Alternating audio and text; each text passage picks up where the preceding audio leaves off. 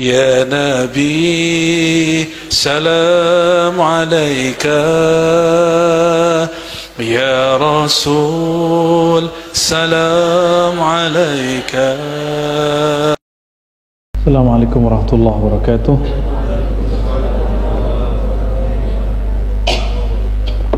الحمد لله الذي حبب إلينا الإيمان، والحمد لله الذي شرح لنا الإسلام، ونسأل الله أن يرقينا إلى مراتب الإحسان. أشهد أن لا إله إلا الله، أشهد أن محمدا عبده ورسوله.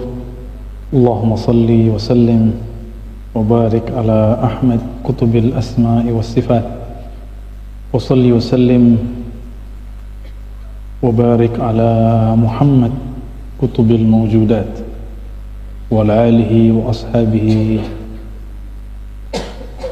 أجمعين. أما بعد، اللهم فقهنا في الدين وعنا يا فتاح فتوح العارفين. Baik ikhwah sekalian, ini request dari Buya khusus taklim, ini 2 kitab katanya. Kuat gak nih? Bentar-bentar aja berarti ya. Kita masuk ke kitab yang pertama, kitab Al-Inbah ala Tariqillah, peringatan, warning tentang jalan menuju Allah Subhanahu wa taala, yang ditulis oleh Imam Sunnah tapi dituduh bid'ah, Al-Imam Al-Syekh Al-Akbar Ibn Arabi. Saya belum lama ini meneliti sanad hadisnya beliau. Ternyata beliau ini hafiz Sahih Bukhari, dan beliau punya ikhtisar Sahih Bukhari, punya ikhtisar Sahih Muslim, ada ikhtisar Tirmizi.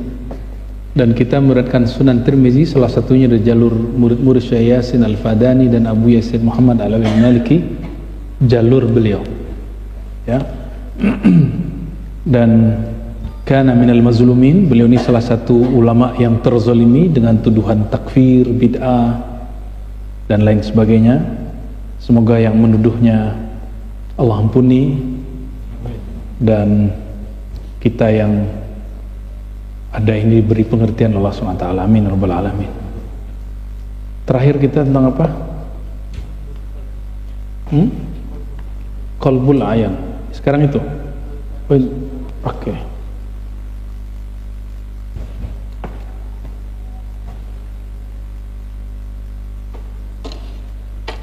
إلى روح النبي صلى الله عليه وسلم، وإلى سادتنا المؤلفين والمرشدين والأولياء العارفين، خصوصا هذا المؤلف الشيخ الأكبر ابن عربي. الفاتحة. يا غنم يا نسين صراط المستقيم صراط الذين أنعمت عليهم غير المغضوب عليهم ولا الضالين. Ini kaidah yang ke-68 ya. Al-Himmah wa Aqsam Al-Arifin Billah. Tafadhal تقرأ لو سمحت أن تقرأ. بسم الله الرحمن الرحيم.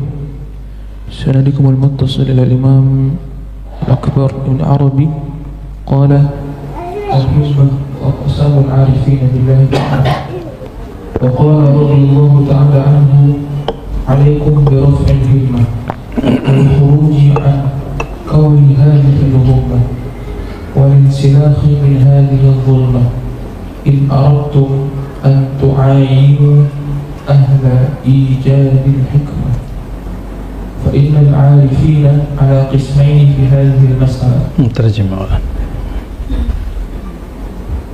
Imam Al-Akbar Ibn Arabi berkata, alaikum biraf'il himmah, hendaknya kalian itu memiliki himmah, semangat yang tinggi, dan keluar dari lingkaran kegalauan. Ghummah itu lawan dari himmah, itu kegalauan yang menyebabkan orang malas. Itu ghummah ya. Dan keluar dari kegelapan ini. Jika engkau menginginkan untuk mencapai kata orang-orang yang mendapatkan hikmah. Ya, betul. Bismillahirrahmanirrahim. Di dalam ilmu tasawuf, saya ini bukan sufi. Antum harus tahu, sufi nggak begini tampilannya. Tapi kita berguru kepada para sufi. Kita alhamdulillah mempunyai sanad, ijazah, silsilah kepada para sufi. Alhamdulillah. Tapi kalau sufi itu kita tidak. Karena kita dapat ijazah dari guru-guru, ijazah kitabnya, zikirnya, bukan serta-merta kita menyebut diri kita sufi. Okay? Sufi itu laqab ali, ya, gelar yang sangat tinggi, yang sangat mulia. Man safa qalbuhu, orang yang kalbunya bersih, ya. Dan karena kita nggak pantas disebut sufi, kita sedang belajar memantaskan diri. Maka kalimatnya in aradtum an tu'ayinu ahla ijadil hikmah. Jika engkau ingin mendapatkan apa yang para sufi dapatkan, nah, pintunya adalah alaikum birraf'il himmah. Hendakkan tinggikan semangatmu.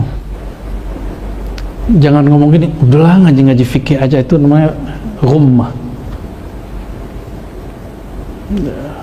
Apa itu dia tuh, ya? Orang nggak ngaji, ngebicara tasawuf, itu namanya ghummah. Orang nggak tinggi himmahnya.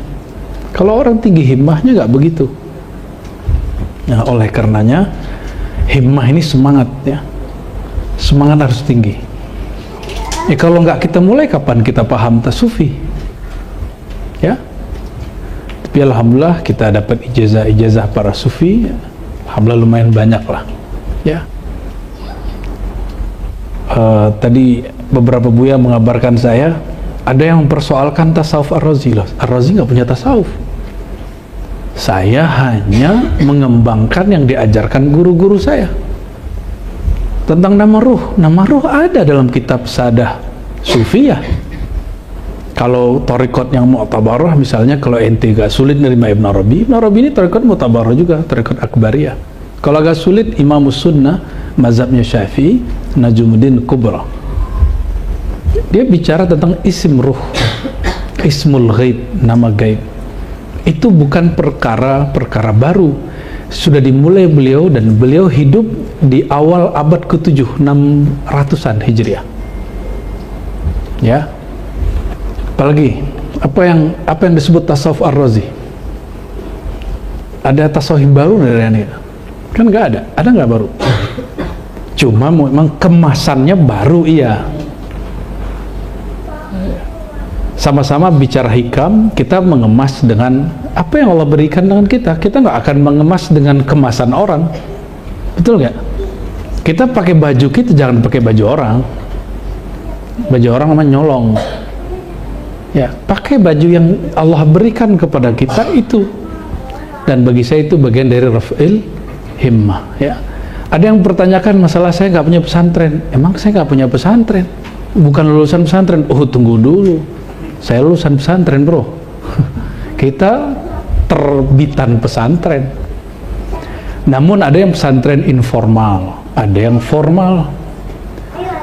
Orang Betawi, orang Padang, itu pesantrennya nginep apa ngekos? Ngekos. Baru-baru belakangan ini orang Minang, orang Betawi punya pesantren, dulu dilanggar ngajinya. Seperti kiai yang masyhur di Jakarta, antum tahu siapa? Gurunya Zainuddin MZ,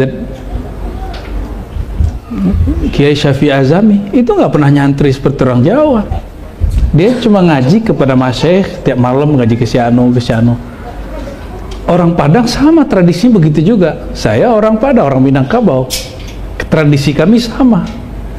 Saya dulu kalau habis maghrib, saya minta izin ke orang tua, saya ngaji sampai jam 2 malam. Bedanya saya nggak ngaji kitab fikih matan takrib kayak ente ngaji. Saya ngajinya matan kitab Al-Hikam, itu aja bedanya. Ya. Lo kok langsung ke situ? Ya suka-suka guruku dong. Guruku ngajar yang mana? Ya. Guru saya buka kitab Hikam sama Ihya, dua itu aja. Kalau siang-siang saya baru ngaji kitab Syekh Al-Bakri, ya, Bakri Syata, I'anatut Talibin, yang merupakan pengarangnya guru dari kakeknya antum itu, Syekh Parabe, ya, Ibrahim Musa Parabe. Beliau menyebutkan di salah satu kitabnya tentang ilmu bayan, Syekhuna Umar Bakri, ketika menyebut Said Ahmad Zindahlan disebut Syekhu Masyaikhina, ya, karena beliau termasuk yang tua, ya. Kalau secara tahun mungkin ada yang persoalkan, mungkin lebih tepatnya Ahmad Khatib Al-Minangkabawi, wallahu a'lam bishawab. Tanya, Buya Yunal ini tamatan pesantren 7 tahun, Dawami pesantren juga, itu nginep di ngekos apa nginep? Apa tinggal di rumah? Tinggal di rumah. Orang Padang begitu menyantrinya. Ya, kita nggak nyantri kayak orang Banten, kayak orang Jawa. Bukan berarti ilmu kita beda, cuma tradisi kita yang beda. Ya, guru saya mentalkinkan zikir, mengajak bermubahasa, bermujadalah, ya, bermuzakarah, sama persis. Ya. Bedanya orang Padang ini karena tidak diajarkan kitab pertamanya Adabut Ta'lim, jadi agak sedikit sama guru itu agak kurang ajar dikit lah. Maksud kurang ajar itu agak berani mendebat, ya. Bagi kita santri hebat itu, yang pinter itu yang bisa ngedebat, santri beradab bagi kita. Tapi belakangan kita lihat, oh ini ada kekurangannya nih, maka sekarang pesantren kita anjurkan ngajarin kitab Ta'limul Muta'allim, ya. Jadi kita nggak akan bermubahasah dengan orang yang meragukan kita. Ya sudah, dia lihat saja hasilnya, toh bisa sama-sama baca kitab, toh, ya kan. Masalah nyantri nggak nyantri, kok banyak temenku nyantri 7 tahun nggak bisa baca kitab, nambah lagi ngampus SAG malah tambah jadi masuk ke alam gaib, nggak bisa baca kitab. Tamat pesantren kitabnya hilang, ya. Jadi nggak ada urusan dia tamatan pesantren mana, ya. Ngaji tasawuf, ngomong tasawuf, lah guruku ngomong tasawuf, maka aku ngomong tasawuf. Kita kan hanya mengikuti guru kita. Guru kita ngikutin guru sebelumnya terus sampai kepada Sayyidina Rasulullah Sallallahu Alaihi. Emang para sahabat nyantri belajar matan takrib, belajar ujurumiyah? Nggak ada kitab di zaman itu, langsung gurunya Rasulullah Sallallahu Alaihi Wasallam, ya. Wa qala radhiyallahu ta'ala anhu, jadi alaikum biraf'il himmah. Jadi ketika ada yang mematahkan kita untuk sesuatu, jangan langsung patah hati, ya, bergerak aja langsung. Hujan itu kan gampang loh itu, ya, karena hujan antum nggak datang majelis, alah hujan doang nggak datang ke majelis, ya. Saya juga kena hujan tadi, cuma 2 meter jarak kita ke depan, nggak bisa baca, nggak bisa lihat, ya. Kacamatanya ketinggalan lagi kan, aduh, tambah gawat. Pelan-pelan, nyampe juga di sini, ya. Tapi insya Allah, ya, insya Allah, nahnu la na'mal li sarfi wujuhin nas ilaina. Kita nggak berbuat sesuatu untuk cari pencitraan biar orang kagum kita, kita nggak perlu itu. Kita sedang mencari perhatian Allah Subhanahu wa ta'ala. Jadi kalau ada orang ngomongin kita, antum jangan emosi, ya, biasa aja. Apa yang perlu dijawab, jawab. Lepas dari itu nggak usah emosi, ya. Oh, guru aneh diganggu nih, terus apa, ente mau pakai cara preman, udah berhenti, jangan ngaji di sini. Ya, thariqah kita al-ilmu az-zikru al-khidmah, ilmu, zikir, khidmat itu puncak. Kenapa? Kita ngancurin keakuan. Secara keakuan kita tersinggung nih, tapi habiskan keakuan. Kalau sudah keakuannya habis, apa yang mau tersinggung? Emang akunya sudah tiada. Yang merasa dirinya ada itu sudah lenyap, apa yang akan tersinggung? Jadi ketika ada orang mengatakan jangan dekat-dekat ke guru nanti terbakar, iya, karena dalam dirimu masih ada ego. Jangan terlalu jauh nanti hilang, ya iya. Tapi kalau salamatus sadar, sudah beres sama dirinya, kita kalau udah beres sama diri kita ngapain? Kita nggak berbuat karena ingin disebut orang tarekat, kan? Jadi saya tidak pernah membangun tarekat baru. Cuma alhamdulillah dengan basic pendidikan ini, dan ketemu beberapa masyayikh, ya kita mengemas semampu kita yang kita sesuaikan dengan zaman kita. Dan toh yang nggak bisa baca kitab bisa paham yang kita jelaskan? Bisa? Kan nggak semua bisa baca kitab kan? Hanya beberapa yang mampu baca kitab. Kita mau membungkus ini kan cuma teksnya Arab, bahasanya kalau diterjemahin biasa aja kok. Namun orang itu baru enak sajiannya kalau emang dia sendiri yang meramu gitu. Kalau jual barang orang ya gimana cepat habis, tapi kalau kita jual barang kita bagus-bagusin walaupun hasilnya sedikit, tapi insya Allah itu ori ya, bersanad kepada Rasulullah Sallallahu Alaihi Wasallam ya. Jadi mesti keluar dari hummah ini, mesti beranjak dari zulmah ini, kegelapan ini. Kegelapan di situ adalah kejahilan. Makan nggak ada rasanya, asin mulu atau pedas mulu atau nggak ada bumbunya, bertahan tuh. Orang yang tiap hari datang ke rumah makan yang nggak jelas bumbunya, dia bayar mahal, itu orang cerdas apa bodoh? Itu kita manjain lidah ini loh. Kapan antum memanjain lidah rohani, kolbu? Kita kalau sholat, ini kalau kita takbir ini kan kalau kita mau nyembelih, kita takbir nggak? Itulah mematikan diri sebelum mati. Orang kalau takbir itu dia sedang menyembelih karakter emosinya, karakter hewan ternaknya, tamak duniawinya, angan-angannya. Jadi dengan takbir itu angan-angan harusnya diputus, karena itu sifat bahimiyah, sifat binatang ternak, suka ngayal aja. Beda pemikir dan pengayal beda. Kalau pemikir ini berfikirnya dengan manhaj, dengan epistemologi dan metodologi yang jelas, ada hasilnya. Kalau angan-angan itu nggak nyampur mahalu. Bertorikoh itu ada manhajnya, ada tahapannya, ada pratalkin, ada talkin, ada suluk, ada pasca suluk, ada suluk berikut lagi. Sedikit ilmiah, kitab-kitabnya sudah banyak. Dan kita mempertanggungjawabkan pengalaman-pengalaman kita di hadapan Allah Subhanahu wa Ta'ala, bukan di hadapan guru, bukan juga ke ustadz-ustadz yang kemudian anti dengan tasawuf. Kita tidak bertanggung jawab dengan mereka, kita tanggung jawabnya kepada Allah Subhanahu. Maka belajar di sini bukan untuk menjawab perdebatan ente di rumah, perdebatan ente di sosial media, enggak. Ngaji di sini mempersiapkan ini. Karena kata Allah ya, inna sam'a wal basara wal fu'ada. Sama, basar, pandangan, penglihatan, fu'ad, kolbu, semuanya mas'ulah, semua bakal ditanya, diminta pertanggungjawaban. Yang nanya siapa nanti?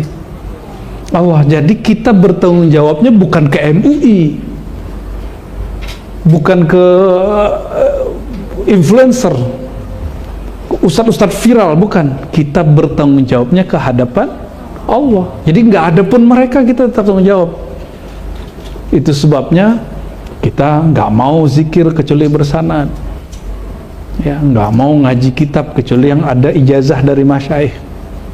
Itu sebenarnya ya. Ini bagian dari mempertahankan himmah ya, raf'ul himmah. Jadi kalau dipatahin, oh lo ngaji tasawuf, kalau kayak gitu benerin dulu sholat lo. Nah, itu tasawuf itu cara benerin sholat. Jadi kalau ditanya orang begitu, dipatahin orang begitu, jangan patah arang ya, kasih dia arang baru. Ya justru gitu bro, gue lagi benerin sholat gue katanya, biar kenal siapa yang disembah. Wih, kayak bener kan? Kira-kira begitu ya. Ada orang nggak ngakuin kita, emang kita perlu pengakuan dari dia? Ente perlu pengakuan dari makhluk nggak?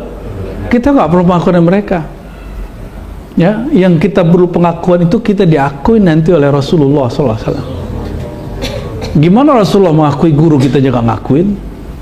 Dan kenapa saya ngajak antum masih suluk ke Sumatera? Karena mursyid-mursyid saya masih hidup. Seandainya Ar-Razi ini keliru, bid'ah, pasti mereka tegur. Dan antum sudah ketemu guru saya ya. guru dari guru saya ketemu juga kan. Nah, coba tanya diam-diam, ada kesesatan gak harus gitu? Tanyalah, nggak apa-apa itu. Karena kita ini tidak anti kritik, kita sangat terbuka dengan kritik manapun. Karena kita dididik dari kecil sampai S3 untuk siap dikritik, benar gak ya? Bahkan kami membayar untuk dikritik. Sekolah bayar gak? Kan bodoh itu kata orang yang nggak ngerti kan. Kalau himmahnya rendah kan dia berarti bodoh. Udah bayar, disuruh nulis, dikata-katain. Ya, itu orang yang kata-katain kita, itu dapat honor itu. Honornya dari SPP kita tuh. Ngeri kali itu. Kalau itu orangnya sangat pragmatis kan ngapain? Orang kampus orang gila, pasti gitu. Ya udah gila-gilaan lah kita tuh ya. Jadi nggak usah khawatir. Kita bukan sedang mencari perhatian makhluk, kita sedang mencari perhatian Allah SWT. Allahumma sholli ala sayyidina Muhammad. Ya, fadal. Fa innal 'arifin فإن العارفين على قسمين في هذه المسألة الأكثرون غايتهم مطالعة الحكمة والحكمة لا وجود بها إلا في العلم فإنما يرجو من العالم وهو مقام عمري ما رأيت شيئا أمري ليس أمري هذا خطأ مطبعي مقام عمري ما رأيت شيئا إلا ورأيت الله معه فهذا اشتراك في الرؤية والأقلون لا ترجم مولا. Maka para orang-orang yang arif billah dalam permasalahan ini terbagi kepada dua kelompok. Kebanyakan puncak dari mereka adalah mutala'atul hikmah, mutala'akan hikmah, menilik hikmah, menilik atau menilik bahasa lama tuh ya. Dari bahasa Arab itu tidak tolak ya. Dan hikmah itu tidak ada lagi kecuali dalam ilmu. Maka sesungguhnya yang diharapkan oleh orang alim itu adalah dari orang alim adalah maqam Sayyidina Umar bin Khattab radhiyallahu anhu. Maqam itu adalah tidaklah aku melihat sesuatu kecuali Allah, kecuali aku melihat Allah ketika melihat sesuatu itu. Maka ini adalah al-ishtirak fiqhiyah, kebersamaan dalam momen. Terus al-aqalluna wa humul muhaqqiqun ayanu asla wujudil hikmah thumma hadaru fa'ayanu al-hikmah كيف تسري في العالم سريان الروح في الجسد. Ya, terjem. Sementara yang sedikit di antara mereka dan yang sedikit inilah yang benar yang disebut dengan al-muhaqqiqun, mereka mencapai pokok dari keberadaan hikmah tersebut.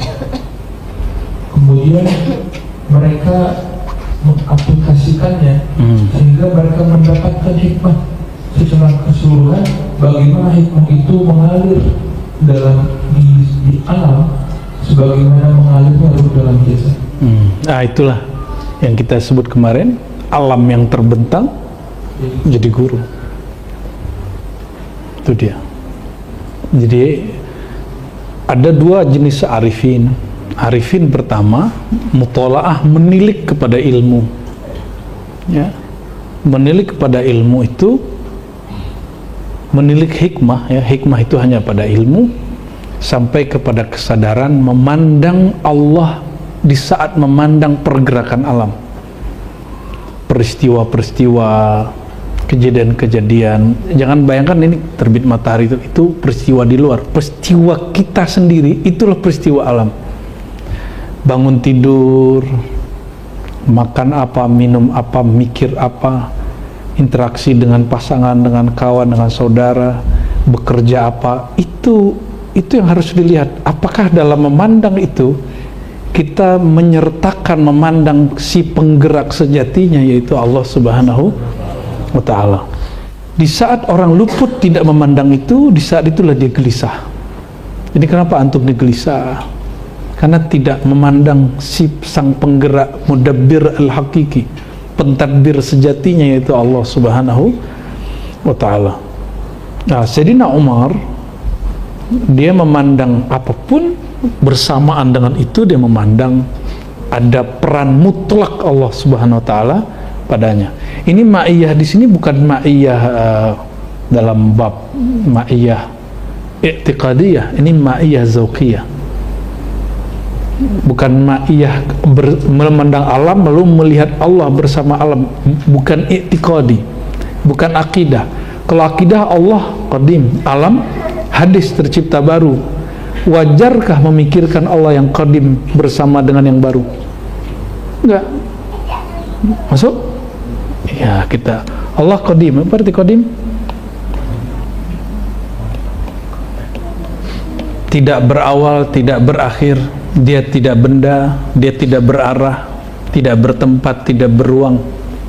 Sedangkan alam hadis. Ini kita ulang-ulang terus nih. Makhluk artinya tercipta. Ini bab kalimat Sayyidina Umar, tidaklah aku melihat sesuatu, merasakan sesuatu, mengalami sesuatu illa wa ra'aitullaha ma'ahu, kecuali aku melihat peran Allah bersamanya.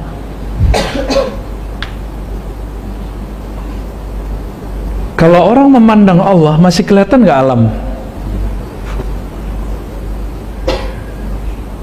Kalau orang memandang Allah, masih kelihatan nggak alam?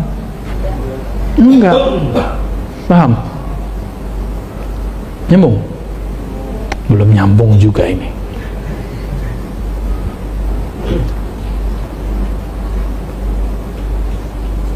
Yaudah, itu aja dulu. Lanjut yang keduanya tadi apa? Ya. Nah, orang-orang yang lebih sedikit, ini Sayyidina Umar sebelum jadi insan kamil. Setelah dia belajar kepada Rasulullah dan kepada Sayyidina Abu Bakar lebih lanjut, dia mencapai yang kedua. Wahumul muhaqqiqun, ahli hakikat. Mereka mencapai asla wujudul hikmah. Ini terjemahan Melayu benar tadi itu ya, pokok gitu ya. Asal kita sebut asal wujud hikmah itu siapa? Ilmu itu sumbernya dari siapa? Allah. Emang ente bisa langsung lihat Allah? Al-hikmah, ini jebakan juga nih. Hikmah, ya. Hikmah itu tidak ada kecuali wadahnya adalah wadahnya mesti ilmu. Ini wadah daripada al-hikmah. Turunnya lewat ilmu. Kebijaksanaan itu nggak pakai ilmu, nggak ada. Oleh karenanya berbeda pandangan antara ulama zahir dengan ulama batin, ulama syariat dengan ulama hakikat. Sama-sama ulama. Bagi ulama syariat adab dulu baru ilmu. Kalau bagi ulama marifat, saya debat panjang itu, mau harus malam kita debat. Enggak, bagaimana betul engkau beradab dengan adab yang sebenarnya adab kalau engkau tidak mengenal siapa yang engkau hadapi. Saya digituin. Jadi adab yang sebenar, adab yang hakiki, kalau kita mengenal kita sedang interaksi dengan siapa.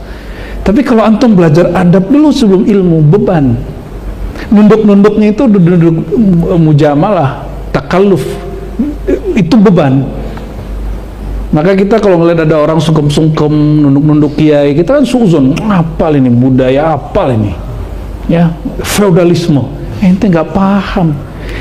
Itu santri kenal peran kiainya kepada dirinya, mulai dari baca alif bata sampai bisa baca Quran, sampai baca kitab yang tidak berbaris, sampai cara sholat, sampai mengenal siapa yang disembah. Wajar dia mencium tangan gurunya. Kita kalau nggak paham kita bilang feodal ini. Lucu ya?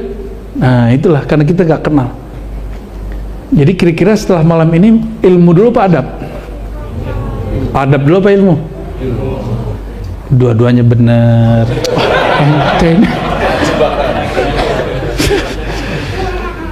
Kalau menurut ulama zahir, adab dulu baru sembari belajar ilmu, adabnya dipakai. Menurut ulama zahir. Tapi bagi ulama hakikat ini kan hitam putih. Bagaimana mungkin engkau beradab dengan adab yang sejati, yang hakiki, yang tidak berubah, tidak dibuat-buat, tidak ada paksaan, tidak ada sandiwara-sandiwaraan, kalau engkau tidak mengenal sedang berhadapan dengan siapa? Kalau kita udah kenal sama orangnya, walaupun dia jalan kaki, itu takzim. Ini giliran dia pakai mobil bagus, itu takzim, ya kan? Pengalaman aneh masuk ke kantor-kantor ya, kita pakai mobil biasa nih, nggak ditakzimi, padahal kita guru direkturnya di situ, ya kan? Itu gregetan juga tuh, cuma kan ujian kan, aduh, ujian tidak merasa diri alim kan, ya besok pakai mobil agak bagusan, baru mobil teman. Baru dia, ya silakan Pak, baru dia hormat. Wajar, karena mereka memandang zahir. Kita dididik memandang keilmuan seseorang, ya. Maka siapapun yang berilmu walaupun beda faham sama kita azim. Oke? Itu manhaj ribat. Maka yang manhaj pertama thariqah kita al-ilmu. Jadi antum wajib ta'zim dengan siapapun orang alim, walaupun beda faham sama aneh. Boleh. Ya. Emang kita harus maksa orang sama dengan kita kan nggak boleh. Walaupun dia bilang Rozi sesat, nggak apa-apa. Yang penting nanti jangan terganggu aja. Kalau dia melihat, dia berilmu, hormati. Sekedar menghormati, susahnya apa? Emang kita rugi kalau kita hormatin musuh kita sendiri? Orang berilmu kita hormati, rugi nggak? Siapa tahu ada kebenaran dalam dirinya. Inilah yang disebut summa al-muhaqqiqun itu apa? Mereka mencapai hikmah kaifa tasrifil alam sarayanur ruh fil jasad. Bagian dari alam itu adalah teman dan kawan dan lawan, semuanya alam. Siapa tahu kita mendapatkan al-haq bukan pada kawan, tapi pada teman. Mungkin malu-malu nyampein. Maka kita izinin nih ya, Dato Dodo nih bikin torikot emperan, torikot syaitonia kata dia. Ya. Itu nyetan-nyetanin orang katanya, biar nafsiahnya copot. Gaya bener ente. Tambah nafsiah kali ya. Oleh karenanya Al-Imam Syafi'i mengatakan, tidaklah aku berdebat dengan seorang, majadaltu ahadan illa wa atamanna al-haq yajri fi lisani, kecuali aku berharap ada kebenaran ngalir dari lidah dia, padahal itu musuh intelektual dia. Ya, itu barulah disebut ente bukan orang yang nafsiyah, orang yang ruhiyah, bisa melihat kebenaran bukan dari casingnya, tapi dari objek barang yang dibawa. Ya, udah bisa begitu belum? Udah belum? Sudahlah. Falamma aradu, lanjut. Sebentar. Ilmu sumbernya mana tadi? Kalau ada kebenaran di musuh, berarti sumbernya itu yang disebut tidak laku melihat sesuatu kecuali melihat di dalamnya ada peran Allah. Fihi, kalau sebelumnya ma'ahu. Jadi melihat Allah itu ada yang ma'a bersama sesuatu, ada yang fi. Ya. Di dalam sesuatu itu kita melihat Allah. Mana yang lebih tinggi? Pakai fi. Nah, itulah maqam Sayyidina Ali karramallahu wajhah wa radhiyallahu ta'ala anhu. Sayyidina Umar di akhir hayatnya dapat itu juga. Maka Sayyidina Nabi SAW mengatakan, setiap umat itu ada muhaddatsunnya, ada yang diajak dialog secara ghaibiyah oleh Allah. Wa inna Umar lakana minhum. Umar bagian dari mereka. Ya. Kalau begitu ente perlu musuhan sama orang nggak? Kita mungkin dimusuhi orang, tapi kita perlu memusuhi orang nggak? Kita nggak perlu memusuhi orang. Ya, lanjut. Falamma aradu an yu'abbiru an ma'rifatihi qaddamu fil ibarati ru'yat al-hikmati ala ru'yati asliha بلفظ يدل على أنهم عاينوا أصل الحكمة قبل معاينتهم إياه. Maka tatkala mereka ingin untuk mengungkapkan terhadap kemakrifatan mereka, mereka mendahulukan dalam tutur bahasa mereka ibarat hikmah ala ru'yati asliha, memandang hikmah dibanding memandang asal dari hikmah tersebut. Akan tetapi menggunakan lafaz yang menunjukkan bahwa sebenarnya mereka sudah mencapai asal hikmah itu sebelum mereka mencapai hikmah itu. Maka mereka berkata, ma ra'ayna syai'an illa ra'ayna Allah qablahu. Tidaklah kami melihat sesuatu kecuali kami melihat Allah sebelum melihat sesuatu itu. Maqamun siddiqiyyun fihi tauhid. Maka ini adalah maqamnya Abu Bakar As-Siddiq, yang mana di dalamnya terdapat ketauhidan. Manzilu wuqufi hadzal maqam biharun tatalaqamu amwajuha yahlaku as-sabihu fiha.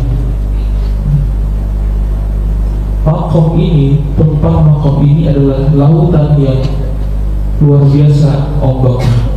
Tatalatam itu ombaknya bercampur, bertumpuk-tumpuk gitu. Tatalatamu amwajuh, ya. Yahlakus sabihu fiha, yang mana binasalah orang yang berenang di dalamnya. Man dakhalaha la yakhruju minha, orang yang masuk ke dalamnya tidak akan pernah keluar darinya. Wala yuhibbu an yakhruja minha, dan dia tidak akan ingin untuk keluar dari dalamnya. Lakinnahu yakshifu sahila li baqa'i hadzal haykal fi ad-darain rahmatun min Allah bi hadhihi an-nafsil hayawaniyah. Akan tetapi si perenang tadi dia sudah tahu, tersikapkan bagi dia as-sahil, tepian pantai, sehingga dia memilih untuk tetap berada di dalam lembaga ini, di dalam dua negeri, dunia dan akhirat. Rahmatullah min. Oke, baik. Jadi kalau kita buka beberapa syarah kitab, Sayyidina Abu Bakar Siddiq dulu mengatakan ma ra'aitu syai'an wa la ra'atullaha qablahu. Tidaklah ia melihat sesuatu kecuali melihat Allah ya, ada yang bersama, ada yang di dalam, ya, di dalam. Nah, kalau qabla itu Sayyidina Abu Bakar As-Siddiq. Ini yang kemudian kalau di filsafat disebut qiyas, analog.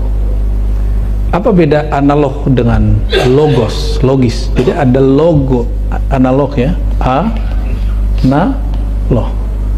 Ya, sebenarnya ini ada ya penjelasannya begitu. Kalau logis dia langsung. Tapi kalau analog, karena dia tidak bisa dilihat langsung, dia mesti dikiaskan.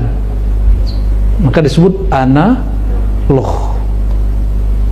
Nah, itu kalau di filsafat. Tapi di dalam tasawuf ada yang lebih keren lagi dari itu. Sebelum melihat kejadiannya, kaedahnya sudah ada di sini. Dia sudah memakrifatinya sebelum terjadi. Maka Sayyidina Abu Bakar Siddiq, ketika Nabi Muhammad SAW mengalah dari orang kafir tahun ke-6 Hijriah waktu perjanjian Hudaybiyah, dan Sayyidina Muhammad SAW mengatakan, "Hai Ali, mana tulisan Rasulullah, hapus aja." Sayyidina Ali itu kebetulan gak berani hapus. Akhirnya Nabi bilang, tunjukin. Nabi sendiri yang menghapus Rasulullahnya. Nabi ngalah ke orang kafir. Jadi mengalah kepada orang kafir untuk menang, itu ajaran baginda Nabi Muhammad SAW. Kita nggak selalu harus menang, ya. Tapi apa kata Sayyidina Umar? Rasulun anta ahakun dinuna. Emang situ benar Rasul nggak sih? Karena logika dia Rasul terus menang. Apalagi ahakun dinuna, agama kita benar nggak? Nah, itu yang kemudian ditegur Abu Bakar. Abu Bakar sudah paham sebelum terjadi. Ketika terjadi, Abu Bakar biasa aja. Itu Umar, ini maka disebut ma'iyah. Ditegur baru dia faham. Di saat itu ditegur baru dia faham. Tapi setelah itu kan Sayyidina Umar bertransformasi, dia naik terus. Ya. Jadi itu disebut maqam Umari, maqam Siddiqi, maqam Utsmani, al-jami' itu pada Sayyidina Ali karramallahu wajah. Al-jahlu bil amri wa qala radhiyallahu ta'ala wajibtu liman jahil al-amr alladhi ja'a minhu wa yatlubu ar-ruju'a ilayhi kaifa bil usul. Terjem. Wa qala radhiyallahu anhu ajibtu liman jahil al-amr alladhi ja'a minhu wa yatlubu ar-ruju'a ilayhi kaifa bil usul. Aku heran. Ya, beliau Ibnu Arabi berkata, aku terheran-heran terhadap orang yang tidak tahu suatu hal yang itu bersumber darinya, lalu dia ingin untuk kembali kepada hal tersebut. Bagaimana dia bisa sampai? Ya,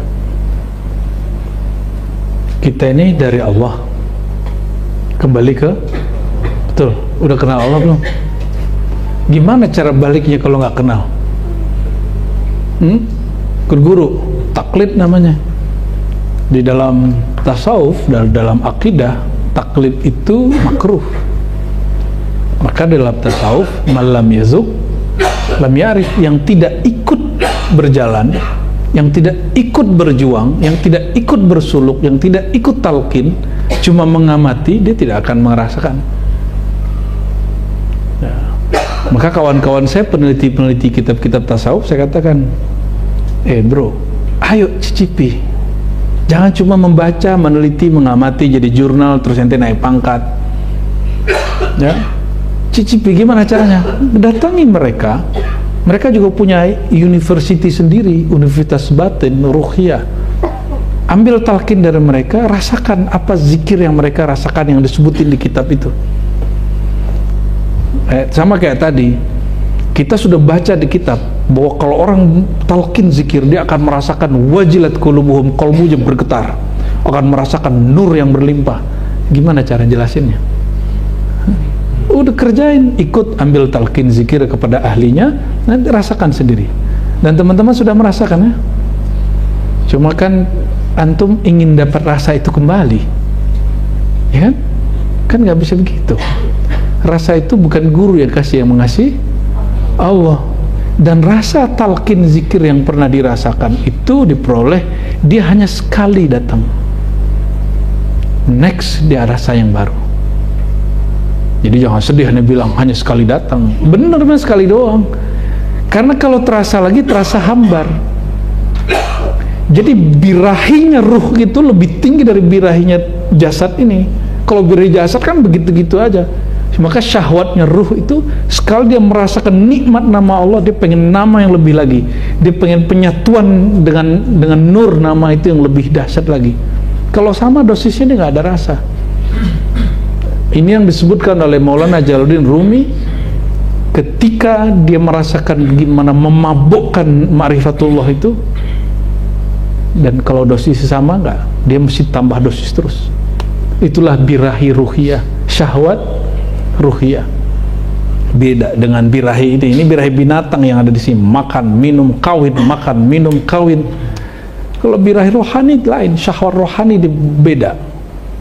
Dia hanya maunya satu, wajjahtu wajhiya lillah. Hanya mau semakin dekat, semakin dekat, semakin dekat, semakin dekat. Tapi yang maha dekat mengatakan, aku lebih dekat daripada urat nadimu. Bingunglah kalian tuh. Ajibtu liman jahil al-amr alladhi ja'a minhu wa yatlubu ar-ruju'a ilayhi kaifa bil wusul. Ya aneh sekali. Ya, orang enggak mengenal satu tapi ingin balik. Ya, innalillahi wa inna ilaihi raji'un. Ingin pulang tapi enggak tahu jalan pulang. Dan imam pengarang kitab ini heran sama orang-orang begitu. Ya. Aneh mau tanya sama ente. Salat itu abadi atau tidak? Salat yang ruku sujud itu abadi enggak? Yang abadi apa? Yang disembah. Maka jangan bergantung dengan salat. bergantunglah dengan yang disembah dalam sholat.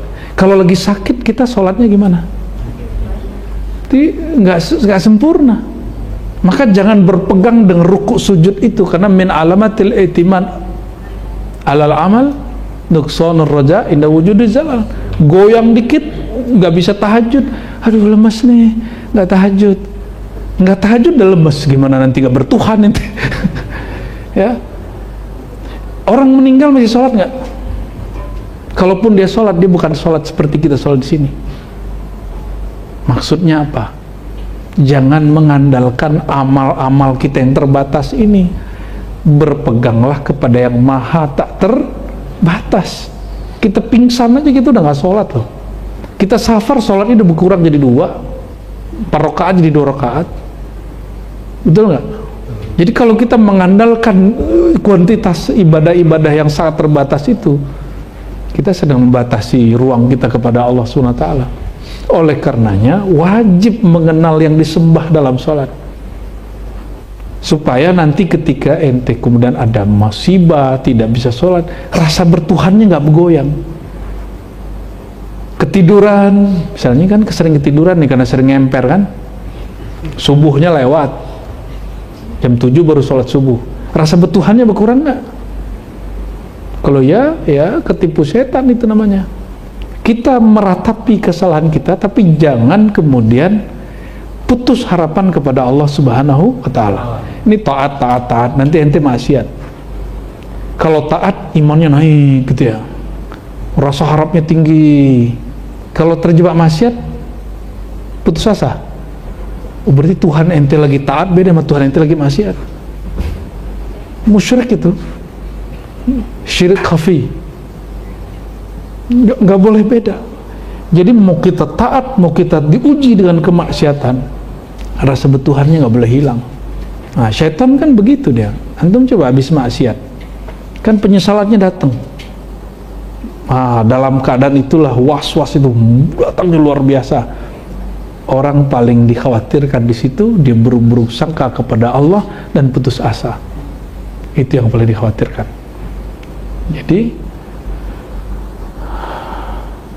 ini yang disebut ma ra'aitu syai'an illa wa ra'aitullaha qablahu wa ma'ahu wa fihi wa fi kullihi. Ya, nasallallahu al-'afwa wal 'afiyah.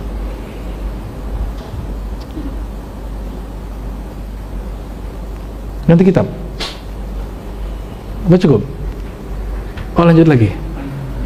Arkan Baitul Hikmah. Waduh, Baitul Ma'rifah. Ini sudah mulai mengerikan ini. Ini sudah masuk ke ilmunya Imam Abu Yazid Bustami ini. Nah, bolehlah dibuka dikit ya.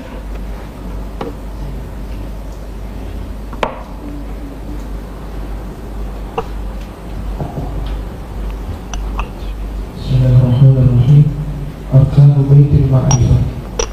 Wa qala al-ma'rifatu baitun lahu arba'atu arkan. Imam Ibn Arabi berkata bahwa ma'rifat itu adalah sebuah rumah yang mana memiliki 4 pondasi, dan 4 pondasi tersebut adalah: yang pertama ismuhul awal ta'ala, al-thani al-akhir, al-thalith al-zahir, al-rabi' al-batin. Keempat pondasi itu adalah: yang pertama nama Allah al-awwal, yang maha awal; yang kedua al-akhir, yang maha akhir; ketiga al-zahir, yang maha zahir; yang keempat al-batin, yang maha batin. Fal-awwalu yatadammanu ma'rifatuhu ma'rifatul azal. Maka nama Allah al-awwal di dalam memakrifatinya mengandung ma'rifat terhadap keazalian, dan nama Allah al-akhir yatadammanu ma'rifatul abad. Di dalam memakrifatinya terkandung memakrifati keabadian. Wal-zahir yatadammanu ma'rifatuhu min tariqil mu'ayanati wal kashf. Dan nama Allah al-zahir mengenalnya bisa dicapai dari cara al-mu'ayanah wal kashf dan kashf. Wal-batin yatadammanu ma'rifatuhu min tariqil burhan. Dan nama Allah al-batin bisa mencapai ma'rifatnya dari cara al-burhan, bukti-bukti. فمن عرف الله سبحانه بهذه الأركان كلها وأقام بيت معرفته عليها فليس وراءه معرفة تطلب إلا من الركن الواحد وهو ركن المعاينة لاستمرار التجليات ولا يكون ذلك إلا في الدار الآخرة فإن هذا الركن لا يقوم إلا بها ولهذا قامت الكعبة على 3 أركان وإن كانت اليوم على 4 فإن الركن الثالث في الحجر وهو الذي أسسه إبراهيم عليه السلام حين رفع القواعد من البيت. Ya. Nggak usah diterjemah. Ya. Ini ajaran Abu Yazid Al-Bustami yang kemudian diringkas oleh pengarang kitab ini. Al-ma'rifatu, ma'rifat itu diibaratkan seperti rumah, dia punya 4 pondasi, rukun ya. Jadi rukun itu artinya pilar, 4 pilar lah ya. Tersebut 4 pilar. Pilar ma'rifat itu, ini sudah ringkasan Imam abad ketiga Hijriah yang wafat tahun 261. Diulang lagi oleh beliau di kitab ini. Beliau wafatnya 639 ya. Al-awwal, jadi pertama itu kalau mengenal Allah pasti ma'rifatul azaliyah. Al-awwal itu ma'rifatul bahkan kidamiyah wal azaliyah.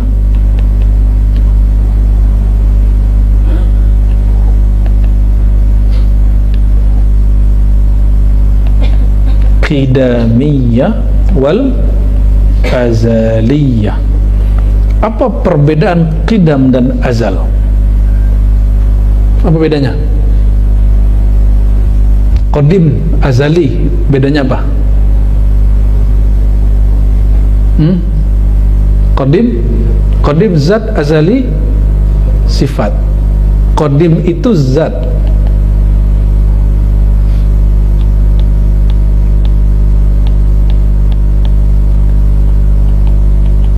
sedangkan azali sifat.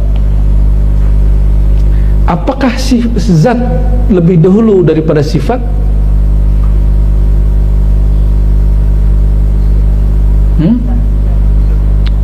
Berarti sifat baru dong, dicipta dong. Gimana? Tiadalah sifat kecuali ada zat. Tiadalah zat kecuali ada sifat. Oleh karenanya qadim dan azali itu hanya cara pandang. Memandang kepada zatnya disebut qadim, memandang kepada sifatnya disebut azali. Jangan ente bayangkan muncul zat dulu baru muncul sifat. Itu berarti memandang Tuhan itu berubah-ubah pada dirinya. Allah dulu zat, terus tumbuh darinya tunas zat. Gak begitu memahami Allah. Ini hanya tartib akli, ini hanya analog akal, karena kita tidak pernah melihat zat itu langsung. Maka akal dikabarkan oleh yang al-aqlul awal, yaitu ruh Sayyidina Muhammad SAW. Beliau lewat lisan Sayyidina Muhammad Rasulullah mengabarkan itu. Itulah jadi Quran. Qul huwallahu ahad, huwal awwalu wal akhiru wal zahiru wal batin. Ya. Jadi qadim azali itu sama adanya, tapi berbeda dari sudut syuhud pandangnya. Nyambung sudah? Dan semua para nabi mereka wahdatus syuhudnya fil azaliyah as-sifatiyah. Semua nabi ini di sini. Nabi-nabi selain Nabi Muhammad SAW. Ini nabi-nabi ya, 124.000 selain Nabi Muhammad SAW. Ini maqamat mereka. Sedangkan ini hanya khusus untuk Sayyidina Muhammad Sallallahu Alaihi Wasallam. Dan tiadalah sifat itu kecuali berada pada zat. Nah, begitulah pentingnya, tiadalah para nabi itu kecuali mereka menunjukkan adanya sang nabi sejati yang akhir zaman bernama Sayyidina Muhammad sallallahu alaihi wasallam. Gimana? Udah nyambung? Udah nyambung. Dan tiadalah wali-wali Allah itu ulama-ulama kecuali pewaris para nabi. Maka ada ulama mewarisi kolbu Nabi Adam, ada yang mewarisi kolbu Nabi Nuh, ada yang mewarisi kolbu Nabi Ibrahim. Dan yang paling lengkap itulah Imam akhir zaman itu Al-Mahdi. Dia mewarisi kolbu Sayyidina Muhammad sallallahu alaihi wasallam. Yang mewarisi kolbu-kolbu para nabi ini mereka disebut para kutub, ya, aqtab, ya. Sedangkan mewarisi kolbu nabi itu adalah al-ghaus al-mutlaq, atau disebut khatmul awliya. Sebagaimana Nabi Muhammad adalah khatmul anbiya, maka al-Mahdi khatmul awliya. Tapi uniknya umat Nabi Muhammad SAW, khatamnya ada dua. Ada khatmul awliya dari kalangan umat Sayyidina Muhammad al-Mahdi, ada khatmul awliya dari kalangan anbiya, yaitu Sayyidina Isa alaihi salatu wassalam. Inilah uniknya akhir zaman, di zaman kita ini. Jadi penutup para wali di kita ini dua, satu dari umat Sayyidina Muhammad, satu dari pertanyaannya, baik para nabi ataupun para wali, mereka bersumber nurnya dari. Oleh karena itu dalam hemat kami ini fi ma'rifati Muhammadiyah, umat nabi ini ada dua, ada umat ba'diyah, ada umat qabliyah, ada umat akhirin, ada umat sabiqin. Ada umat terdahulunya, ada umat akhirnya. Maka yang terdahulu itu juga umatnya, yang belakangan, yang dulu sama-sama umatnya. Nyambung?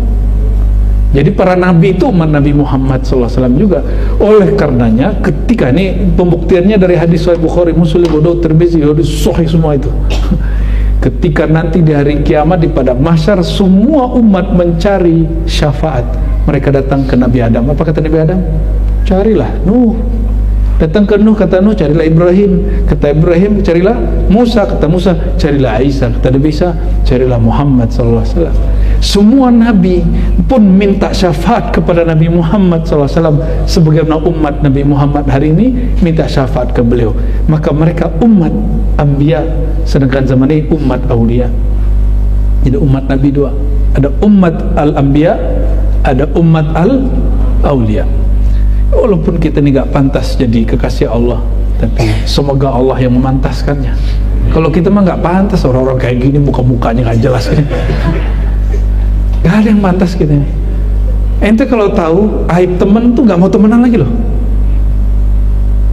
Tapi Allah tahu aib kita dan Allah tidak pernah berhenti ngasih rezeki kepada kita. Ya, itulah guru-guru itu kadang-kadang dibukakan sedikit oleh Allah hati muridnya, sedikit saja tabiat buruk muridnya, tapi kemudian dia tutup karena Allah bermanifest, bertajalli melalui si guru itu. Maka dia yaghfir wa yastur, dia tutupin aib muridnya karena dia juga tahu aku juga banyak aib. Ya, kira-kira seperti itu ya. Ini baru mengenal isim al-awwal. Aduh, ini udah habis waktunya nih. Ya. Jadi ma'rifat al-qidamiyah, mengenal zat itu otoritas Sayyidina Muhammad sallallahu alaihi wasallam. Berarti kalau di kalangan pewarisnya yang boleh bicara ma'rifat zat siapa? Hanya Al-Mahdi. Jadi sampai hari ini ma'rifat yang kita bicarakan hanya ma'rifat zat, ma'rifat sifat. Kalaupun ulama membagi Asmaul Husna ini ada isim zat, itu pun isim zatnya sifat. Rahman, Rahim itu kan disebut isim zat. Allah isim zat, tapi itu bukan isim zat di Asmaul Husna. Isim zat di sifat Allah, bukan isim zat pada zatnya Allah, itu lain lagi. Itu rahasia Allah yang disebutkan di hadis Tirmizi, mimma sta'sarta bihi ala nafsik, yang engkau sembunyikan ya Allah di dalam dirimu. Jadi Allah sendiri menyembunyikan kerahasiaannya, karena dialah sang maha rahasia. Makanya di belakang ada al-batin. Kita loncat dulu ke al-batin ya. Al-batin artinya apa? Apa arti al-batin? Allah tuh maha batin. Batin itu yang tidak dapat ditangkap secara zahir, dia tersembunyi. Maka al-batin boleh artikan yang maha tersembunyi. Tapi pada saat yang sama dia menyebut dirinya yang maha zahir. Apa yang zahir tergantung maqamat kita. Pada Nabi Muhammad SAW, baik zatnya, sifatnya, asma'nya, af'alnya zahir semua, batin semua di Nabi Muhammad sama. Zahir batin dari Nabi Muhammad SAW sama. Hanya dia kemudian switch off, switch on. Jika memandang secara zahir, maka zatullahnya batin. Jika memandang dengan zat ruhnya, dia merasakan Allah itu zahir. Nah, ini dikatakan oleh Al-Imam Az-Zanji, ya, Muhammad Al-Faqih Az-Zanji. Apa kata beliau? Kapankah Allah yang maha zahir itu disebut batin pada zauq seorang hamba? Kalau Allah kan selalu begitu. Apabila engkau dengan zahirmu memandang kepada Allah dengan namanya yang bukan az-zahir, maka dia menjadi batin. Paham nggak? Belum paham? Alam gaib itu gaib nggak? Coba kalau ente gaibkan pandang ini, ente pindah ke alam gaib, jadi masih gaib gak dia? Oke, biar gampang. Sekarang Mekah gaib nggak? Di kita, karena kita lagi bukan di Mekah. Bagi orang di Mekah, di sono zahir, di sini gaib. Ini baru pindah tempat ini, apalagi pindah alam batin yang dari mata ini pindah ke mata akal. Coba saya kasih angka 4 kali 3 berapa? Mana tulisannya? Mana barangnya? Kelihatan nggak? Itu batin. Binisbah berdasarkan pandangan zahir, angka itu sudah batin. Tapi bagi orang yang sedang menghitung, angka itu zahir nggak bagi dia? Oke, coba bayangkan orang yang ente suka, yang ente cinta, yang ente rindu. Sudah? Tuh, bagi aneh gelap loh, aneh banget. Itu batin semua tuh, goib. Tapi bagi ente jelas semua, ya toh? Emang Ziza ingat siapa?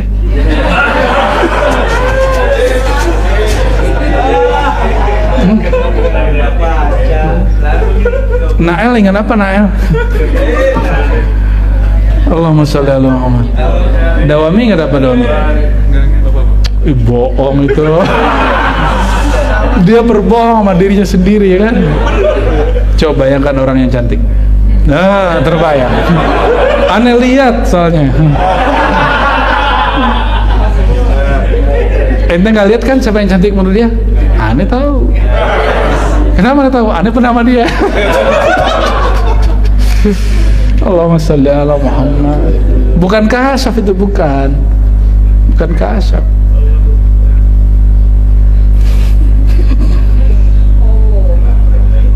Apa rasanya patah hati? Hah? Kita suka, dia nggak suka. Aduh. Apa rasanya? Kecewa, sakit, waduh, putus asa gitu ya. Itu kan cuma kata-kata, hanya ente yang merasakan, yang paham. Kalau enggak, itu gaib, itu sudah ya. Kalau Bu Aldomi kan nggak pernah patah hati, dia hanya patah lasir. Allahumma sholli ala Muhammad. Oke, jadi al-batin itu sesuatu yang Allah sembunyikan pada dirinya. Kapan seseorang diizinkan mengaksesnya? jika mereka meninggalkan zahirnya, maka mereka akan menyaksikan yang batin itu jadi zahir, yang zahir itu jadi batin. Kapan satu dari Allah itu zahir? Ketika mereka memandang nama-nama, fiil-fiil perbuatan Allah yang zahir itu. Allah lagi ngapain sekarang? Lagi ngapain Allah hari ini? Siang ini, malam ini? Ya, mendudukkan kita di suatu majelis dan ente dengar aneh lagi ngoceh sendiri ya. Itu fiil Allah hari ini tuh zahir nggak? Zahir. Tapi lihat nggak yang berzat bersifat itu kan nggak.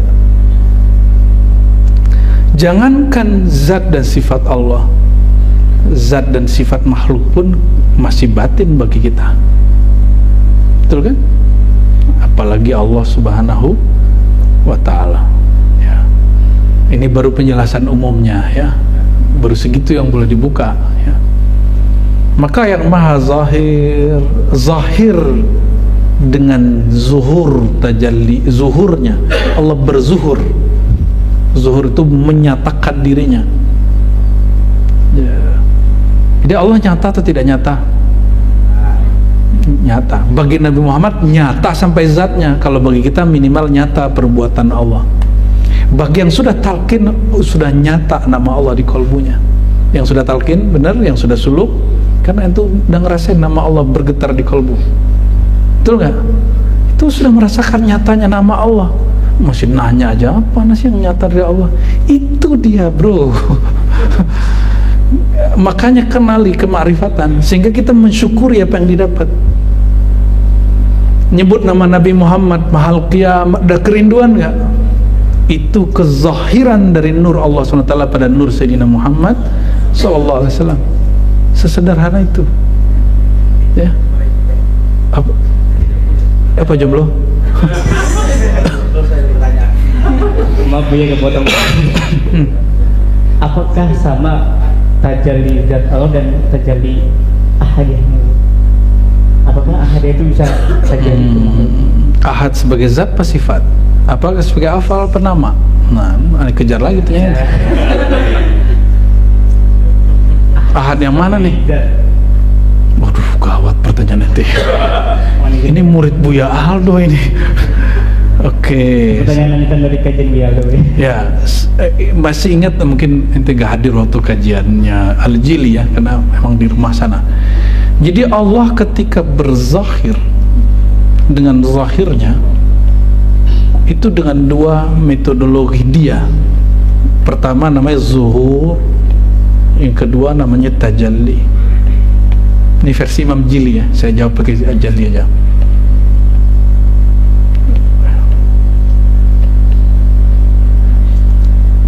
Tajalli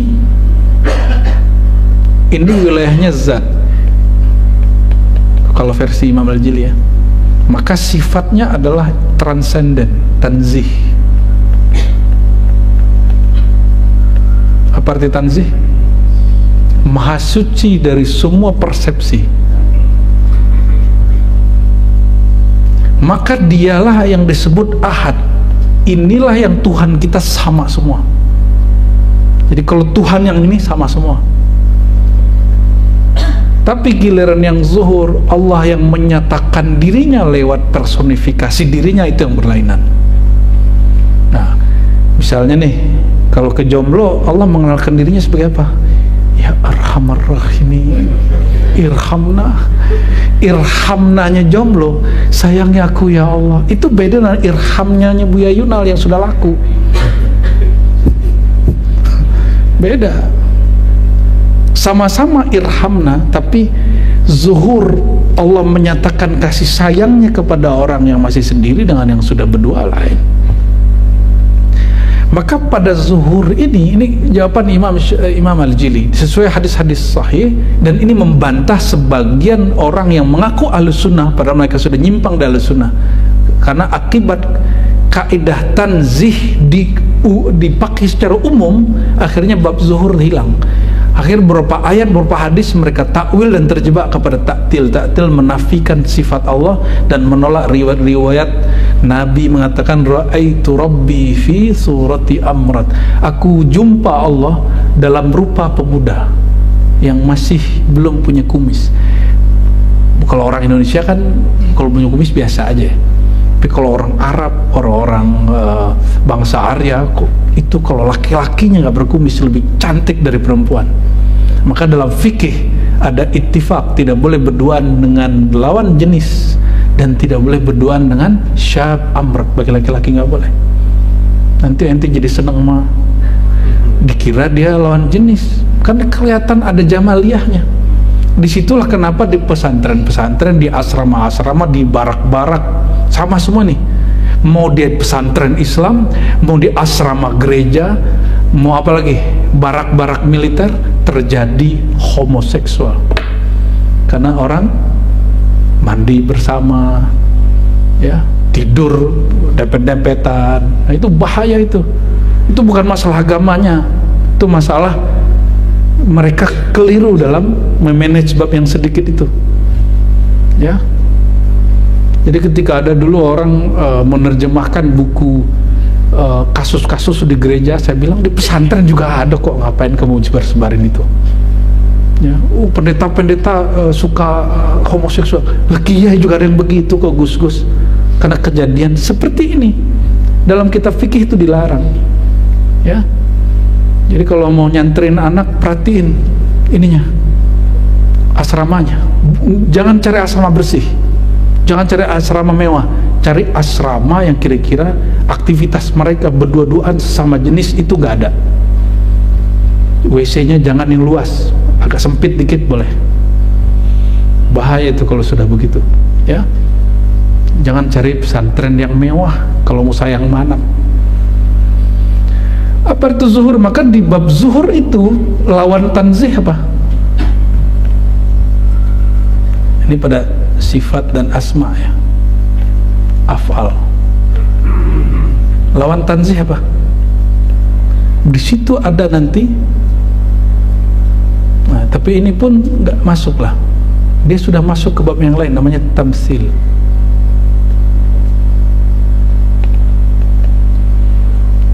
Nabi bersabda, hadisnya Hasan, aku jumpa Allah dalam rupa pemuda yang tampan. Gimana? Itu tajalli atau zuhur? Zuhur, bukan sholat zuhur, ya. Oke, nyambung? Apakah Allah kemudian menyerupai laki-laki? Enggak. Itu cahaya nama sifat jamaliyah Allah. Maka saya coret ini, ya. Itu cahaya namanya, cahaya sifat jamalnya dengan nurnya itu kemudian masuk kepada rupa. Cahayanya, bukan zatnya, bukan sifatnya. Contoh ini, teleponan video call dengan orang, kita bisa ngeliat muka orang di situ. Apakah wajah dia pindah ke situ? Enggak. Tapi apa yang pindah? Ada sinyal yang menangkap lewat cahaya, gelombang masuk ke, nyambung? Nah, kira-kira seperti itu. Apakah ketika seorang nabi mengatakan aku melihat Tuhan dalam rupa pemuda, Tuhan masuk ke dalam wajah pemuda, Tuhan berubah jadi pemuda? Kan tidak. Nyambung? Ya, tamsil, ya. Tamsil itu artinya apa? Permisalan. Bahkan kata Al-Jili, di situ ada tasbih. Yang tasbih itu siluet nurnya, bukan dianya. Tangkapan dari orang yang memandang, bukan dia yang dipandang itu. Allahnya tidak berubah, sifatnya tidak berubah, namanya tidak berubah, tapi tangkapan dari orang yang menangkapnya berupa seperti itu, sedangkan dianya nggak berubah. Nyambung nggak? Ya, pernah kalau kita ganti kacamata hitam, terus lihat ente muka ente hitam, emang muka ente hitam? Yang masalah di saya pakai loops pembesar, hidungnya gede-gede semua. Apakah hidungnya itu gede? Enggak, ininya yang masalah. Nah, maka Nabi SAW mengatakan ra'aitu Rabbi. Nah, bahkan di riwayat lain disebutkan, aku melihat Allah ya memegang punggungku, lalu terasa dinginnya sampai ke dadaku. Kalau di hadis di Quran, yadullah fawqa aydihim, tangan Allah di atas tangan mereka. Itu bab zuhur. Maka ini tidak bertentangan dengan ayat laisa kamislihi syai', surat Syura. Pakai ini aja. Syura ayat 11, enggak bertentangan. Asy-Syura berbicara tentang zat. Maka dia hanya lewat tajalli, manifest, dan sifatnya tanzih. Sedangkan yang tadi, nah hadis Muslim, coba cek nanti, di hari kiamat nanti Allah ya'ti ilaihim, datang kepada sekelompok orang, bisuratil lati la ya'rifunaha, dengan surah, itu kan tasbih, dengan rupa yang mereka tidak kenal. Lalu kemudian Tuhan mengatakan ana rabbukum, aku Tuhan kalian. Kata mereka, la a'rifuka lasta bi rabbina, kami tidak kenal engkau, engkau bukan Tuhan kami. Karena kezahiran yang mereka kenal bukan itu. Kata Ibnu Arabi, apa kata Ibnu Arabi di Futuhat ya, adapun al-arifun sakitun, mereka diam saja, mereka tidak menolak itu dan tidak mengiyakan itu ya.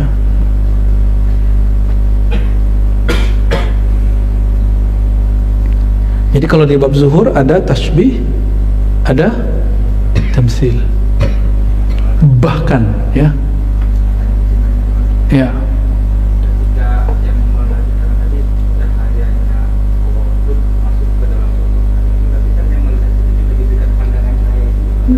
tapi sumber cahayanya kan nggak masuk, hanya cahayanya.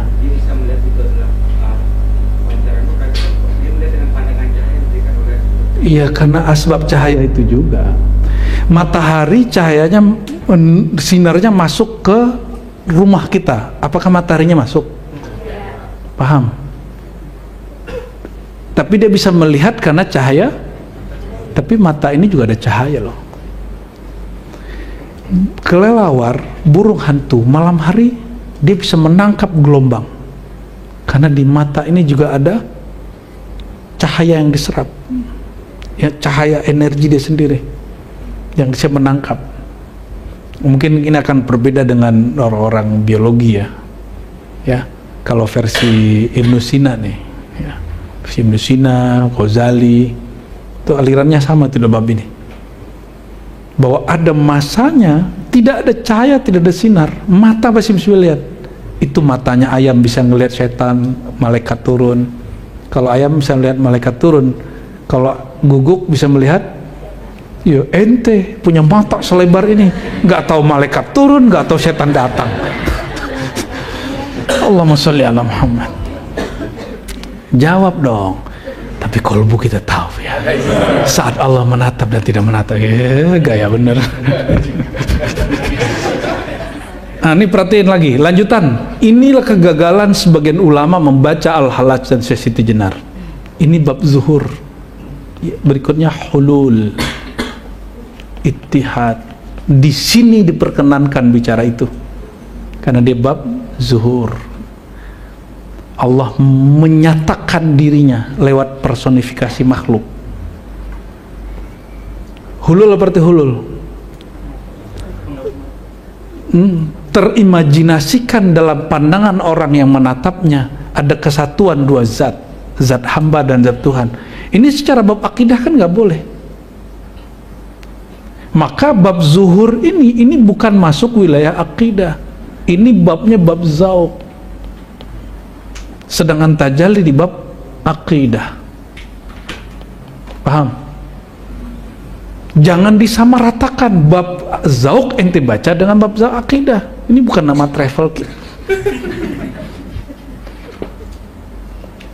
Maka yang terjadi pada Sayyidina Abu Yazid Al-Bustami ketika dia berzikir, dia nggak melihat dirinya lagi. yang dia lihat Allah berzahir lewat dirinya dan memakai lisannya. Subhani, subhani.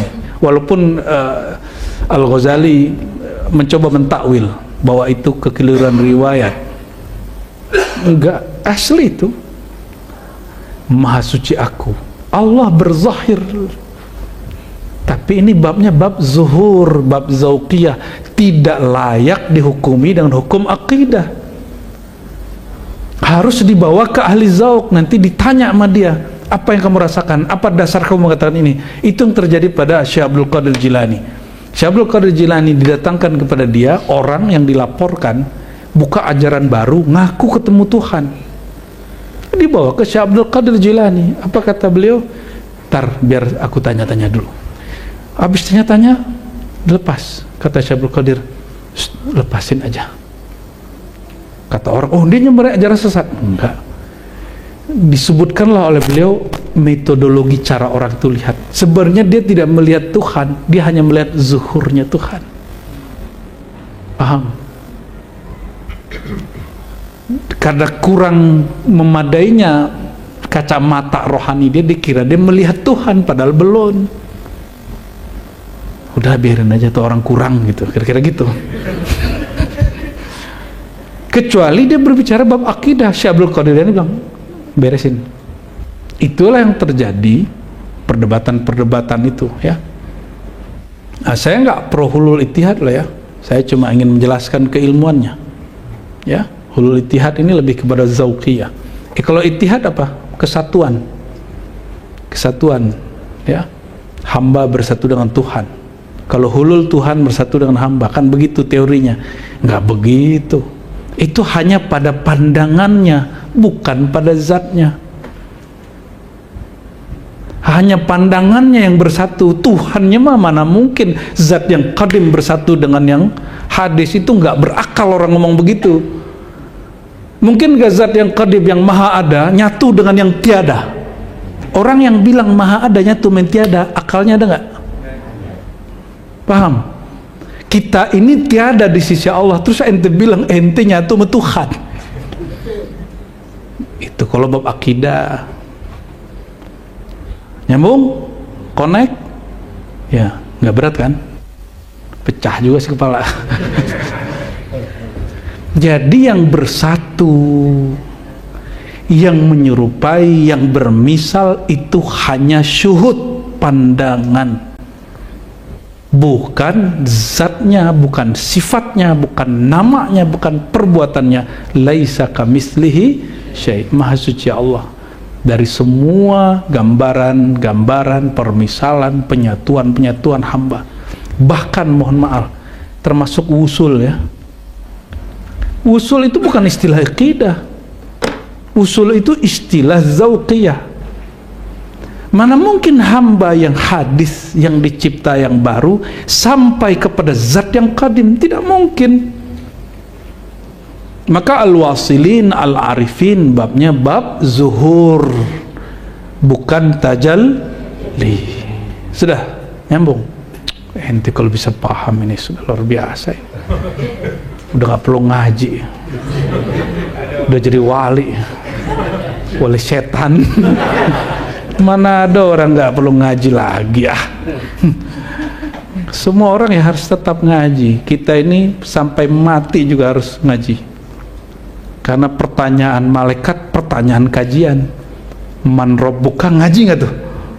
Siapa Tuhanmu? Itu pertanyaan ilmu, bukan udah berapa sholat kamu. Gak ada pertanyaan begitu. Itu udah ada yang hisab sendiri. Itu sudah ada yang menghisab, malaikat yang menghisab sebelum mungkar dan nakir. Ada yang nanya sebelum itu. Namanya nggak disebutkan di beberapa riwayat ya. Jadi ada yang usul? Ada yang usul nggak di sini? Ada yang usul nggak? Dia tidak ada yang menyerupainya. Terus ente usul kemana? Dia maha transenden, maha suci, tidak dapat dicapai. La tudrikuhul absar wa huwa yudrikul absar. Tiada pandangan yang dapat mencapainya. Pandangannya gak bisa, gimana kita mau nyampe? Ya. Nah, begitu ulama kita meletakkan ilmu itu fi maudhihi, pada tempatnya. pakem-pakemnya jelas. Maka mulai sejak hari ini ente bakalnya masih nyebut orang sufi itu takhayul, khurafat, halu, kan enggak, ini bukan bab halu. Syekh Abdul Qadir Jilani juga ngaku dia jumpa Tuhan. Ada orang ngaku jumpa Tuhan, dan Syekh Abdul Qadir Jilani tahu mana yang jumpa yang benar, mana jumpa yang tidak benar. Kalau melihat Allah mungkin nggak?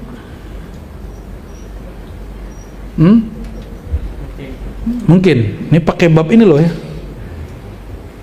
Mu'tazilah itu kenapa menolak jumpa dengan Allah? Karena terlalu berlebihan dalam bab tanzih. Tidak menerima konsep zuhur. Kok Ahlus Sunnah ada yang sekarang Buya mendoifkan hadis-hadis tadi? Ya, kawan-kawan kita aswaja itu. Na'udzubillah. Ya. Kalau di di Yordan itu ada Syekh ahli hadis, cuma akidahnya bukan akidah ahli hadis. Syekh Hasan bin Ali Segaf yang bagus sekali nulis tentang kritik dari Albani, tapi dalam bab ini dia nolak. Ini halal ya. Jadi ya itulah masalahnya. Antum kalau mau cari orang alim bukan sekedar muka Arab ya. Ngomong Masya Allah, Tabarakallah, alaihi wasallam. Bukan itu, cari orang bersanad. Cari orang yang punya syekh mursyid yang membimbing dia. Walaupun hidungnya, mancungnya ke belakang, ke samping, kiri, kanan, bukan mancung ke depan, ya nggak apa-apa lah. Ya, yang penting bersanad. Bukan orang tua atau muda atau syekh mursyid. Orang bersanad, udah selesai. Al-isnad minad din, bersanad bagian dari agama. Maka paham kita pun bersanad, bukan hanya talqin zikirnya, bukan hanya baca Qur'annya, bukan hanya mazhabnya. Rasa ini pun ada sanadnya. Zauk ini pun bersanad. Ya, ini zaukku, mana zaukmu. Allahumma sholli ala sayyidina Muhammad. Udah setengah 10 ya. Ya. Kitabnya belum ganti nih. Kalau kembali ini belum dapat nama Al-Akhir dan Az-Zahir, nih Al-Akhir ganti nih. Kalau Al-Akhir tadi apa? Ma'rifatul Abad. Jomblo sejati mau nanya. Ya. Berarti itu yang benar-benar tahu rahasia zat Allah itu cuma Nabi Muhammad dan Al-Mahdi. Ente benar. Ente benar. Ya. Maka salah satu nama dari Al-Mahdi itu Sirrul Asrar. Itu nama Al-Mahdi itu. Itu nama Rasulullah sallallahu alaihi wasallam. Sirnya sir. Rahasianya rahasia. Tapi yang rahasianya rahasia juga zahiruz zuhur. Dia juga menyatakan dan paling nyata. Allah itu paling nyata, tapi pada saat yang sama dia paling tersembunyi. Nabi Muhammad Al-Mahdi itu paling mengenal Allah, tapi dia merasa paling tidak mengenal Allah, karena yang mengenal Allah hanya Allah itu sendiri. Itulah yang dikalamkan Sayyidina Ali, Araftu Rabbi. Itu kalamnya Nabi Muhammad yang desirkan di kolbunya. Aku mengenal Allah, Allah sendiri yang mengenal dirinya. Aku mengenal dia dengan dirinya sendiri. Karena bab tajalli tadi, tajalli, tanzih, tiada yang menyerupainya, tiada yang menyamainya. Laisa kamislihi syai'. Apalagi tiada kaif, tiada cara, keadaan baginya. Gimana mau menangkapnya? Nggak bisa ditangkap. Maka yang tahu dia siapa? Dia aja. Jadi biar kita kenal dia itu gimana? Habiskan tahumu, bukan ganti dengan tempe, bukan. Habiskan pengetahuanmu, fanakan pengetahuanmu, habiskan rasa dirimu tahu, barulah Allah kasih pengetahuan. Jadi kalau ditanya orang alim itu siapa? Orang yang menghabiskan pengetahuannya. Sejauh mana dia menghabiskan pengetahuannya, sedalam itulah dia diberi pengetahuan. Dan itu kata Imam Sya'rani hanya baginda Rasulullah SAW dan Al-Mahdi. Maka kalau kalau kita diizinkan nanti jumpa Sidnal Mahdi Khalifatullah itu, dia akan merasa orang paling banyak maksiat sealam semesta. Dia akan merasa orang paling jauh dari Allah Ta'ala. Dia akan merasa orang paling jahil kepada Allah Subhanahu Wa Ta'ala. Di situ orang ketipu. Kalau Al-Masihud Dajjal siapa? Dia merasa paling kenal Allah Ta'ala, dia paling kenal Allah Ta'ala ya. Kecuali dia lagi babnya bab wala fakhar. Kan Nabi Muhammad pernah berkata, jadi ketika sahabat-sahabat ini, Nabi kan tawadu terus sehingga sahabat ini kemudian nggak ada yang nggak paham. Apa kata beliau? Ana sayyidu walid Adam wala fakhar. Rajanya manusia nanti di akhirat aku, berarti di dunia juga beliau. Negeri yang sebenarnya negeri akhirat, ini negeri transit. Jika di sana rajanya dia, apalagi di sini. Wala fakhar, bukan sombong bro, gitu. Ya, ada masa itu namanya tahaddus bin ni'mah, menceritakan nikmat dari Allah Subhanahu wa Ta'ala. Oleh karenanya ada yang keliru misalnya menyebut Nabi Muhammad itu Allah yang berzahir. Nah, ini kalimatnya keliru. Jangan begitu vulgar sekali ente. Nabi Muhammad itu di dalam kitab ataupun di dalam kitabnya para aulia, di kolbunya para ulama arifin, atammu mazahir lillah, tempat Allah menzahirkan nurnya, sesempurna-purnanya makhluk yang Allah kemudian jadikan wadah untuk berzuhur, bermazahir, itulah Sayyidina Muhammad SAW. Bukan berarti Nabi Muhammad itu zahirnya Allah, bukan begitu. Nabi Muhammad Allah dong ya. Nabi Muhammad itu bin Abdullah, dan beliau mengatakan ana Muhammad Rasulullah wa Abdullah, aku Muhammad hamba Allah Rasul. Ya, beliau nyebut dirinya Abdullah, ente nyebut dia Allah, gimana itu? Marifat apa yang ente ajarkan itu? Ya, wa fi sirri ana, dalam sirku adalah aku. Wah, dia lupa, dia ada adab di situ. Tanzih ini atau zuhur? Ya, bab zauq atau bab akidah? Nah, dalam bab akidah kehambaan dimunculkan dari diri kita, dan dia Tuhan yang mutlak. Kalau dalam bab zuhur ya suka-suka zauq yang Allah berikan kepada kita. Jadi kalau sudah faham begini, jangan lagi heran dengan wali-wali Allah terdahulu sekarang ataupun nanti yang mereka mungkin agak sedikit ember tentang Tuhan, tentang hubungan rahasia dengan Allah. Menurut ente nih, orang kayak Halaj Sesjenar itu masih ada nggak atau udah habis? Lah masih ada. Orang sehebat Ibnu Arabi masih ada nggak sekarang? Lu masih ada, mungkin lebih hebat lagi masih ada. Kenapa? Semakin akhir zaman ilmu pengetahuan semakin banyak, semakin ramai, semakin tercurah. Kita kan mohon maaf, saya nggak tahu logika apa sih yang ada di orang Islam hari ini. Orang Islam hari ini itu kalau bicara ulama terlukanya hebat gitu. Kalau kita sekarang enggak, kita ini nggak hebat, nggak begitu. Itu yang jiwa kerdil, itu yang disebut ghummah. Himmahnya kecil sehingga nggak berani mendebat ulama terdahulu. Kita mendebat ulama bukan mendebat Nabi, betul? Selevel Bukhari, Muslim itu mendebat hadis gurunya, tapi Imam Bukhari tidak pernah mendebat Nabi Muhammad. Dia hanya mendebat hadis, mengkritisi hadis, bukan mengkritisi Nabi Muhammad. Hadis itu berita boleh dikritisi, jadilah Sahih itu hasil mengkritisi hadis, maka dia mencapai kemajuannya. Kenapa fikih kita nggak maju-maju? Bayangkan ini buku ditulis 100 tahun yang lalu, kita pakai di zaman ini, kan nggak relevan. Harus dikembangkan buku fikih yang ada hari ini itu. Ya semoga nanti ada diribat, ada tim-tim ahli ya. Buya Yunal Dawami ini nanti jago fikih kan ini, buat fikih kontemporer, fikih keindonesiaan, fikih kenusantaraan, termasuk tasawuf yang sesuai dengan ke negeri kita. Jangan orang Maroko nulis maqasid syariah, ente bawa ke sini, ya nusantarain dulu dong, ya syahadatin dulu gitu maksudnya. Kan beda, yang mereka omongin di sana sini beda. Ininya Maroko melarang orang kurban, kita enggak kan. Waktu pandemi orang kemana-mana udah pacak, kita biasa-biasa aja. Ya, fikih santainya harus ada. Nah, fikih-fikih yang masuk ke kita masih fikih-fikih padang pasir, ya, masih fikih-fikih yang apa, yang belum progresif lah. Sehingga antum nih kalau belajar kita fikih tuh mukanya langsung tegang, terus ngeliat orang tuh salah semua, ya.